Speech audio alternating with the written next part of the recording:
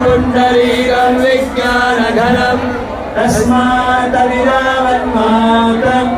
ब्रह्मण्यो देवकी पुत्रो ब्रह्मण्यो मधुसूदनो सर्वभूतस्थमेकं नारायणं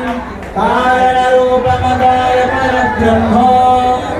एतद्धर्मशिरो याधीते प्रातरधीयानो रात्रिकृतं पापं नाशयति सायवधीयानो दिवसकृतं पापं नाशयति